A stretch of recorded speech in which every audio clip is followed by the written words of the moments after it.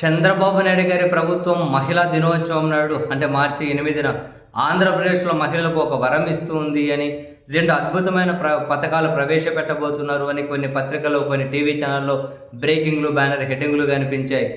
ఏంటి అద్భుతమైన పథకాలను చూస్తే, ఒకటి విద్యాలక్ష్మి అట, రెండు కళ్యాణ లక్ష్మి అట. విద్యాలక్ష్మి, కళ్యాణ లక్ష్మి అట. ఈ పథకం కింద డ్వాక్రా మహిళలకు వాళ్ళ పిల్లలు చదువుకునే దానికోసం అని చెప్పి 10,000 రూపాయల నుంచి ₹1,00,000 వరకు బ్యాంకుల నుంచి లోన్ ఇప్పిస్తారట, రుణం.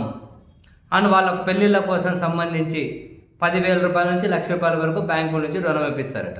మరి రెండు ఒకరికి వర్తిస్తాయి లేదనేది కానీ తెలియదు, చూడాలి విధి విధానాలు వచ్చిన తర్వాత. అయితే అప్పిస్తారు, 48 కంతుల్లో తిరిగి కట్టాల్సి ఉంటుంది. 48 ఇన్స్టాల్మెంట్స్లో తిరిగి కట్టాలి.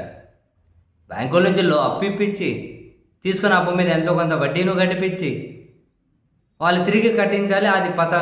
అది ప్రభుత్వం బ్యాంకులకి, ఆ డ్వాక్రా వాళ్ళకి లింక్ చేసి అప్పిస్తూ ఉంటే, ఇది అద్భుతమైన పథకాలు ఏంటో నాకు నిజంగా అర్థం కాదు. ఇది మహిళలకు వరం ఏంటి? మహిళలకు వరం అంటే ఏంటి?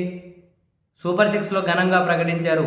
18 ఏళ్ళ నుంచి 59 ఏళ్ళ వరకు ఉన్న మహిళలకు, ప్రతి మహిళకు సంవత్సరానికి 18,000 రూపాయలు ఇస్తాం, 5 ఏళ్లలో 90,000 రూపాయలు వాళ్ళకి ఇస్తాము అని. దాన్ని అమలు చేస్తే దాన్ని వరం అనండి, దాన్ని అమలు చేస్తే అద్భుతమైన పథకం అనండి, ఏదైనా అర్థం ఉంటుంది.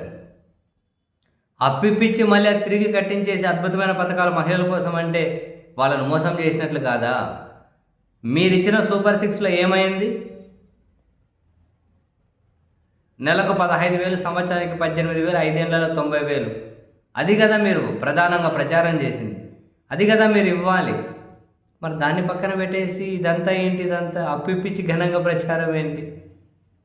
అప్పిప్పించి ఘనంగా ప్రచారం ఏంటి?